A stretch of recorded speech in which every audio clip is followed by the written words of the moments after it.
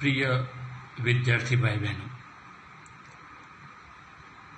धोरण 11 विषय अर्थशास्त्र प्रकरण नंबर 5 आवक अने खर्चना ख्यालो। मित्रों આપણે આ પાંચમા પ્રકરણની અંદર આપણે હરોજના આપણા વિડીયોની અંદર એક એક આકૃતિના મુદ્દાનું આપણે જે છે એ વિદ્યાભ્યાસ કરીએ છીએ। મિત્રો તમે ક્યારે પણ આવી આકૃતિઓ ભણ્યા નહીં હોય લગભગ મારા મતે, એટલે અહીંયા તમે જે વિદ્યાભ્યાસ કરી રહ્યા છો એને તમારે સમજવો હોય તો મારા હરેક વિડીયો તમારે ધ્યાનથી જોવા અને સાંભળવા જરૂરી છે। જો તમે કોઈ પણ વિડીયો ચૂકી ગયા હો તો તમે મારો કોન્ટેક્ટ કરજો, તો હું તમને વ્યક્તિગત રીતે તમને આ વિડીયો બીજી વાર મોકલી આપીશ। પરંતુ આ વિડીયો જોવા એ જરૂરી છે। જો તમે આને નહીં જુઓ તો તમને આગળની આકૃતિઓમાં કંઈ ખબર પડશે નહીં। એટલે મારી એક એવી નમ્ર એવી અપીલ છે કે તમારે પ્રકરણ નંબર 2, 3, 4 અને 5માં કોઈ પણ આ આકૃતિઓ સિવાય અથવા કોઈ પણ મુદ્દાની કોઈ પણ જો તકલીફ હોય તો તમે મારો કોન્ટેક્ટ કરી અને વોટ્સઅપ નંબર તમે મને તમારા વોટ્સઅપ નંબર હું મોકલી આપીશ। હવે વિદ્યાર્થી મિત્રો આપણે આગળ જોઈએ। આજનો આપણો ટોપિક છે શ્રીમાંત ખર્ચ। શ્રીમાંત ખર્ચ વિશે આપણે વાત કરીએ તો આ જે છે એ શ્રીમાંત ખર્ચ છે। આ શ્રીમાંત ખર્ચની અનુસૂચિ છે અને આ જે છે શ્રીમાંત ખર્ચની આકૃતિ છે। વિદ્યાર્થી મિત્રો તમને એવું લાગે કે શ્રીમાંત ખર્ચ એટલે શું? તમને અહીંયા બધા જ પ્રકારના ખર્ચ વિશે આપણે ભણાઈ રહ્યા છે, આવક વિશે અને ખર્ચ વિશે। તો જોઈએ શ્રીમાંત ખર્ચ એટલે શું? તો કે પેઢી જેમ પોતાનું ઉત્પાદન વધારે છે અને પોતાનું ઉત્પાદન વધવાના કારણે પેઢીના ખર્ચની અંદર વધારો થાય છે। જે ખર્ચની અંદર જે વધારો થાય છે એ ખર્ચ જે છે ઉત્પાદનનું જે ઉત્પાદન ખર્ચ છે, તો કે ઉત્પાદનમાં હવે પછીનો એક એકમનો વધારો કે ઘટાડો થવાથી કુલ ખર્ચની અંદર જે વધારો ઘટાડો થાય છે એટલે કે ફેરફાર થાય છે, જેને આપણે શ્રીમાંત ખર્ચ તરીકે ઓળખીએ છીએ। અને જો તમારે ટૂંકમાં સમજવું હોય તો આપણે એને આવી રીતે સમજાવી શકીએ છીએ કે ઉત્પાદન વધારવામાં આવતા જે ખર્ચની અંદર ઉત્પાદન વધારવાના કારણે એના ખર્ચની અંદર પણ જે વધારો થાય છે જે ઉત્પાદન ખર્ચ કહેવામાં આવે છે, અને ઉત્પાદનની અંદર એક એકમનો વધારો કે એક એકમનો ઘટાડો કરવાથી કુલ ઉત્પાદન ખર્ચમાં જે ફેરફાર થાય છે એને આપણે શ્રીમાંત ખર્ચ તરીકે ઓળખીએ છીએ। મિત્રો મેં તમને બીજી વખત કહ્યું, એટલે કોઈ વાર પ્રશ્ન આવો પૂછાય છે શ્રીમાંત ખર્ચ એટલે શું, તો તમારે આવું લખવાનું રહેશે। મિત્રો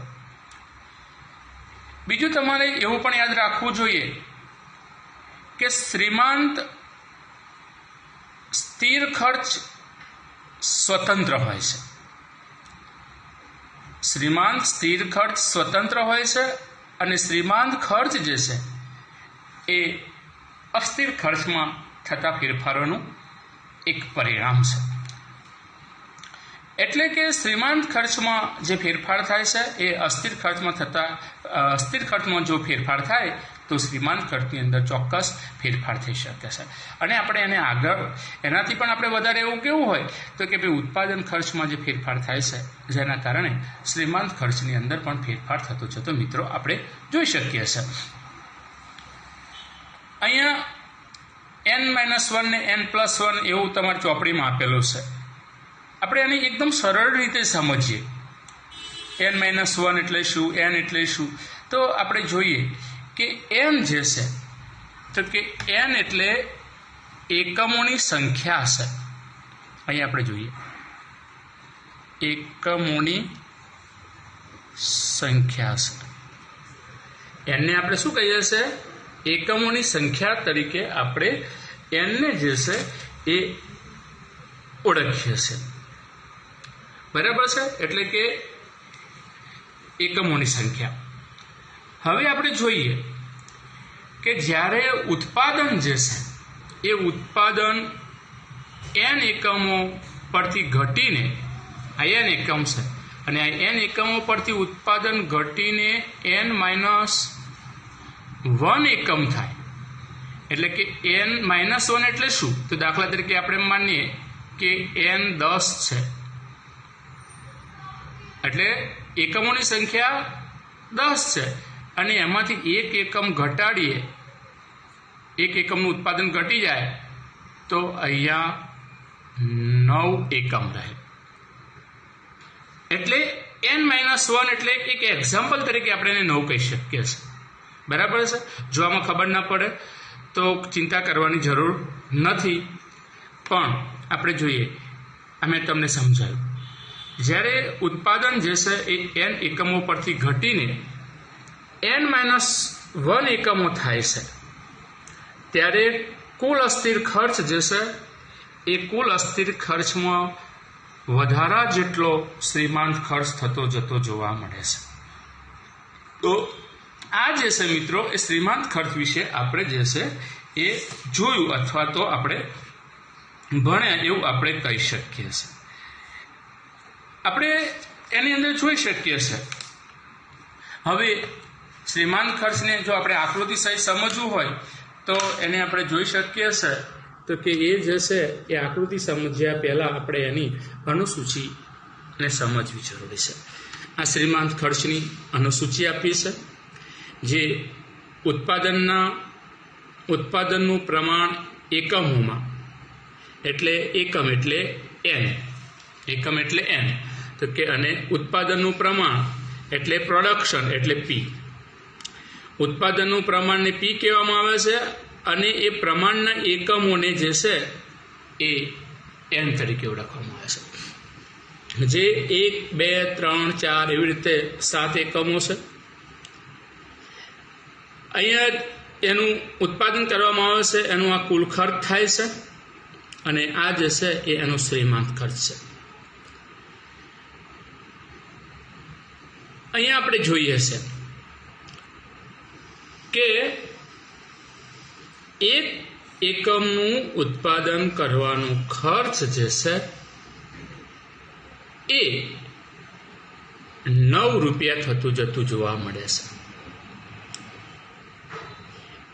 2 એકમનું ઉત્પાદન કરીએ તો 9 દુ 18 રૂપિયા અહીંયા આવે, પણ ખરેખર એવું થઈ શકે નહીં. એટલે કે 2 એકમનું ઉત્પાદન કરીએ છીએ તો શ્રીમાંત ખર્ચ 9 થી ઘટીને 7 થાય છે. 3 એકમનું ઉત્પાદન કરીએ તો 9 તારીખે 27 રૂપિયા અહીંયા આવે, પણ એવું થાય નહીં. એટલે કે 3 એકમનું ઉત્પાદન કરતાં આપણે જોઈએ છે કે કુલ ખર્ચ 21 રૂપિયા થાય છે અને શ્રીમાંત ખર્ચ જે છે એ 5 રૂપિયા થાય છે. 4 એકમનું ઉત્પાદન કરીએ તો કુલ ખર્ચ 28 રૂપિયા થાય છે એટલે 7 ચોક 28 એટલે 7 રૂપિયા આવે છે. 5 એકમનું ઉત્પાદન કરવાનો ખર્ચો 12 રૂપિયા છે, 6 એકમનું ઉત્પાદન કરવાનો ખર્ચો 14 રૂપિયા છે અને 7 એકમનું ઉત્પાદન કરવાનો ખર્ચો જે છે એ 16 રૂપિયા થતો જતો જોવા મળે છે. મિત્રો અહીં આપણે જોઈએ છે કે ઉત્પાદનના એકમની અંદર જે છે આપણે વધારો કરીએ છીએ એમ અહીંયા કુલ ખર્ચ જે છે 9, 18, 9, 16, 21, 28, 40, 54 અને 70 રૂપિયા થાય છે. એટલે ઉત્પાદન વધે છે એમ કુલ ખર્ચ જે છે આપણને વધતો જતો જોવા મળે છે. હવે જે આપણે જોવાનું છે એ જોવાનું છે કે અહીંયા કુલ ખર્ચ જે છે એ કુલ ખર્ચ તો વધે જ છે, પણ શ્રીમાંત ખર્ચ જે છે એમાં આપણને ઘટાડો થતો જોવા મળે છે. 9, 7, 5 પાછા 7 એટલે અહીંયા સુધી વધે છે, અહીંયા સુધી ઘટે છે, પાછું વધે છે અને પછી વધે છે. એટલે શ્રીમાંત ખર્ચ શરૂઆતમાં ઘટે છે, પછી સ્થિર થાય છે અને પછી વધે છે. તો આપણે એની અનુસૂચિ ઉપરથી આપણે શ્રીમાંત ખર્ચની આકૃતિનો જે છે એ મિત્રો અભ્યાસ કરીશું. જોઈ લઈએ 1 એકમનું ઉત્પાદન કરવાનો શ્રીમાંત ખર્ચ 9 રૂપિયા છે. તો આપણે જોઈએ છે એના પહેલાં આકૃતિનો અભ્યાસ કરીશું. તો કે આપેલી આકૃતિ એ શ્રીમાંત ખર્ચની આકૃતિ છે. એની અંદર અહીંયા આપણે જોઈએ છે આ O બિંદુ છે. O X રેખા છે અને OX રેખા ઉપર ઉત્પાદનનું પ્રમાણ જે છે એ એકમોમાં દર્શાવેલ છે. OY રેખા છે અને આ OY રેખા ઉપર શ્રીમાંત ખર્ચ જે છે એ શ્રીમાંત ખર્ચ અહીંયા રૂપિયાની અંદર જે છે એ દર્શાવવામાં આવે છે. અહીંયા રૂપિયા લખેલ નથી એટલે આપણે માનીએ કે શ્રીમાંત ખર્ચ એવું તમારે અહીંયા માની લેવાનું. અને શ્રીમાંત ખર્ચ રૂપિયામાં માનો તો પણ કંઈ ખોટું છે નહીં. આપેલી આકૃતિની અંદર આપણે અહીંયા મેં બ્લેક પેનથી એક આકૃતિ દોરી છે કે જે શરૂઆતમાં સી બિંદુ સુધી નીચે આવે છે, પછી વધી અને ઉપર જાય છે, જેને આપણે શ્રીમાંત ખર્ચની રેખા તરીકે ઓળખીએ છીએ, જેને ઇંગ્લિશમાં કહેવામાં આવે છે એમ એટલે માર્જિનલ, માર્જિનલ એટલે શ્રીમાંત, સી એટલે ખર્ચ, સી એટલે કોસ્ટ અને કોસ્ટ એટલે ખર્ચ, એટલે MC એટલે માર્જિનલ કોસ્ટ. અને માર્જિનલ કોસ્ટને ગુજરાતીમાં શ્રીમાંત ખર્ચ તરીકે આપણે ઓળખીએ છીએ. મિત્રો આપણે અહીંયા જોઈએ છે કે એક એકમનું ઉત્પાદન કરવાનો ખર્ચો જે છે એ બિંદુએ આપણે જોઈએ તો આ 9 રૂપિયા આવે છે. જો અહીંયા મેં બ્લેક પેનથી અહીંયા નીચે 9 લખ્યા છે, બરાબર છે. ના દેખાતા હોય તો જરા તમે માની લેજો કે આ 9 છે. 2 એકમનું ઉત્પાદન કરવાનો ખર્ચો જે છે એ આપણે જોઈએ છે કે 2 એકમ ઉત્પાદન કરવાનો ખર્ચો 7 રૂપિયા આવે છે.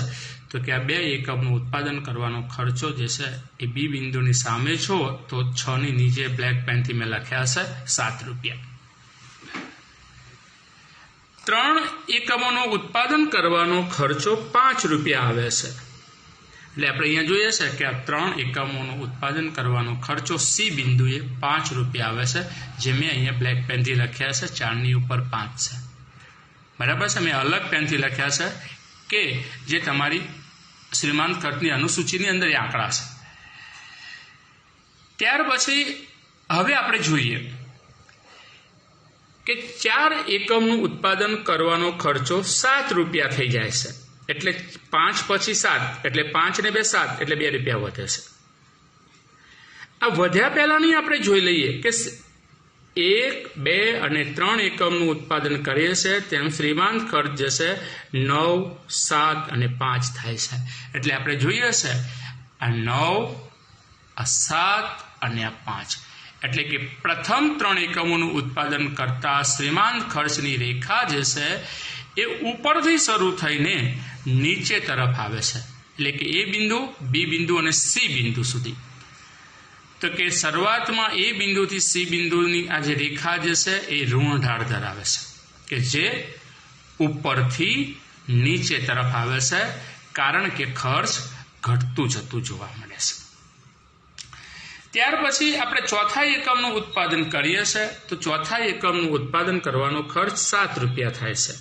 તો આપણે જોઈએ છે ચોથા એકમનું ઉત્પાદન કરવાનો ખર્ચ આ 7 રૂપિયા થાય છે આ ડી બિંદુ ઉપર, બરાબર છે. કે જે પહેલા આપણે 2 એકમોનું ઉત્પાદન કરતા હતા ત્યારે 2 એકમોનું ઉત્પાદન ખર્ચ પણ 7 રૂપિયા થતો હતો, બરાબર છે. અને હવે 4 એકમનું ઉત્પાદન કરીએ છીએ ત્યારે ઉત્પાદન ખર્ચ 7 રૂપિયા થાય છે. એટલે કે 2 પછી અહીંયા ત્રીજા એકમનું ઉત્પાદન કરતા શ્રીમાંત ખર્ચ ઘટી ગયું હતું અને હવે 3 પછી પાછું વધી જાય છે. એટલે કે ચોથા એકમનું ઉત્પાદન કરીએ છીએ તો સી બિંદુથી ડી બિંદુ તરફ આપણે જઈએ છીએ અને ડી થી EFG તરફ જઈએ છીએ તો શ્રીમાંત ખર્ચ જે છે વધે છે. મિત્રો એટલે મેં આપેલી આકૃતિમાં તમને દર્શાવ્યું છે કે શ્રીમાંત ખર્ચની રેખા મેં રેડ પેનથી અહીંયા દર્શાવી છે અને નીચે આવતો એક એરો પણ મેં બતાવ્યો છે. એટલે તમને ખબર પડે કે એ બિંદુ, બી બિંદુ, સી બિંદુ તરફ ખર્ચ ઘટી રહ્યું છે, બરાબર. ચોથા એકમે આપણે જોઈએ તો કે ચોથા એકમે મેં તમને કહ્યું એમ ડી બિંદુએ 7 રૂપિયા ખર્ચ થાય છે. હવે આપણે જોઈએ છે કે 5મા એકમનું ઉત્પાદન કરવાનો શ્રીમાંત ખર્ચ જે છે આ 5મું એકમ છે અને એનું ઉત્પાદન કરવાનો ખર્ચ જે છે એ 12 રૂપિયા આવે છે. એટલે આપણે 5મા એકમનું ઉત્પાદન ખર્ચ શ્રીમાંત ખર્ચ જે છે એ ઈ બિંદુએ 12 રૂપિયા થાય છે. છઠ્ઠા એકમનું ઉત્પાદન કરવાનો ખર્ચ 14 રૂપિયા આવે છે. આ જોઈએ છઠ્ઠું એકમ અને 14 રૂપિયા છે શ્રીમાંત ખર્ચ. છઠ્ઠા એકમનો શ્રીમાંત ખર્ચ જે છે એફ બિંદુએ 14 રૂપિયા થાય છે. અને છેલ્લે 7મા એકમનું ઉત્પાદન કરવાનો ખર્ચ 16 રૂપિયા થાય છે, જે આપણે 7મા એકમનું ઉત્પાદન કરવાનો ખર્ચ જે છે જી બિંદુએ 16 રૂપિયા થતો જતો જોવા મળે છે. એટલે આપણે અહીંયા જોઈએ છે કે 5મા એકમનું ઉત્પાદન કરવાનો ખર્ચ 12 રૂપિયા છે. આ 5મા એકમનું ઉત્પાદન કરવાનો ખર્ચ આ 12 રૂપિયા છે અને એ બિંદુ છે E છે.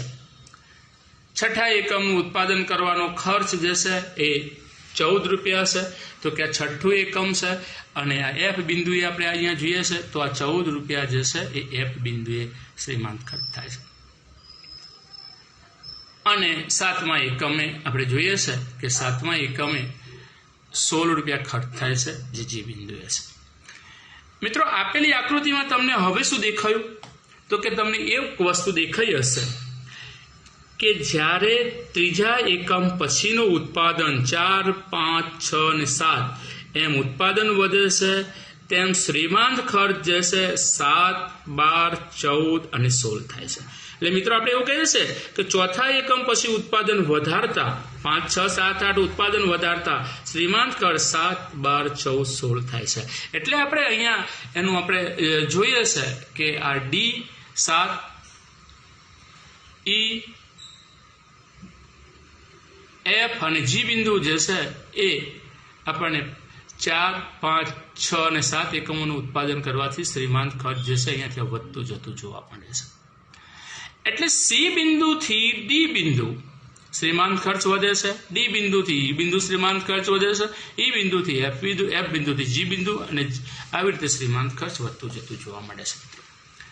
મિત્રો હવે અહીંયા આપણે જોઈએ કે C બિંદુથી શ્રીમાંત ખર્ચની રેખા જે છે C બિંદુથી શ્રીમાંત ખર્ચની રેખા ઉપર તરફ જાય છે.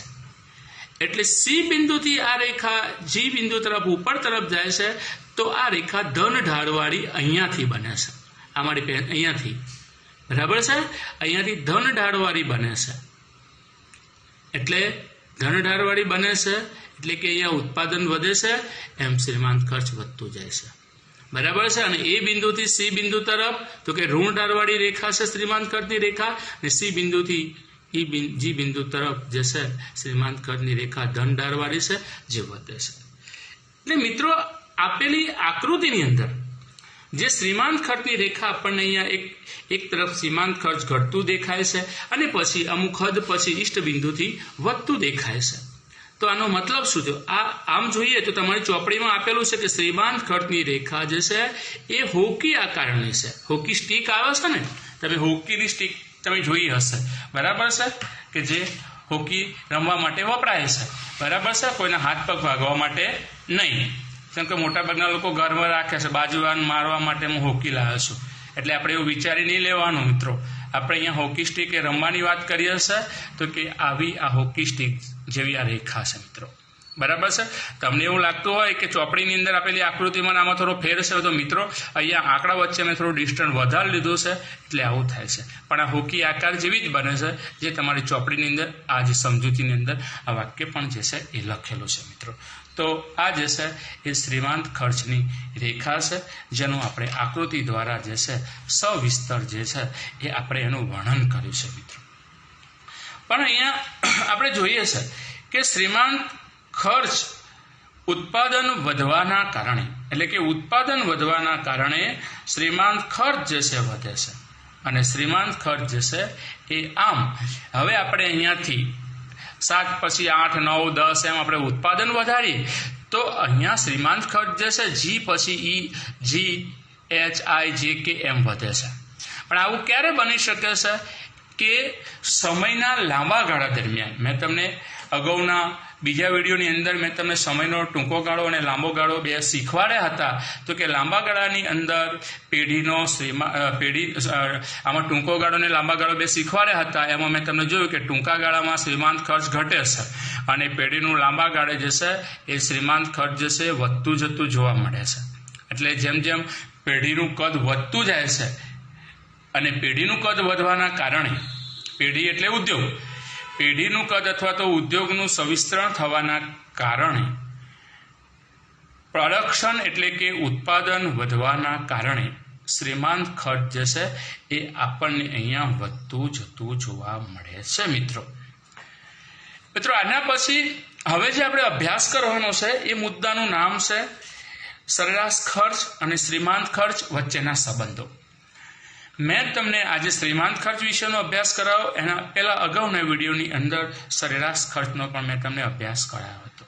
તો હવે પછી આપણે એનો જે અભ્યાસ કરીશું એ શ્રીમાંત ખર્ચ અને સરેરાશ ખર્ચ વચ્ચેના આ સંબંધની આપણે જે છે એ અભ્યાસ કરીશું. કોઈક વાર પરીક્ષામાં આવું પૂછાય છે, સરેરાશ ખર્ચ અને શ્રીમાંત ખર્ચની આકૃતિ સહિત એના સંબંધોની ચર્ચા કરો. તો તમારે આવો પ્રશ્ન 5 માર્ક્સમાં ક્યારે પૂછાતો નથી, 3 માર્ક્સમાં પૂછાય છે. તો તમારા શ્રીમાંત ખર્ચની વ્યાખ્યા, સરેરાશ ખર્ચની વ્યાખ્યા, એક અનુસૂચિ અને એક આવી આકૃતિ, અને આકૃતિઓનું વર્ણન પણ જે છે એ તમારે ટૂંકમાં જે છે કરવાનું રહેશે. તો કે આ જે છે એ શ્રીમાંત ખર્ચ મિત્રો. તો આ પ્રશ્ન જે છે એ પણ આવવાવાળી પ્રથમ ટેસ્ટની અંદરનો એક IMP પ્રશ્ન છે કે જેને તમે વિશેષ ધ્યાન આપજો. અને હું જે છે આ જે આ પ્રશ્નનું આકૃતિ અને એનું વર્ણનનું જે છે એક ઇમેજ કોપી પણ તમને હું મોકલી રહ્યો છું. એ પણ તમે એ પ્રમાણે તમારી નોટ્સબુકમાં લખી લેજો અને એને તૈયાર કરજો. અસ્તુ.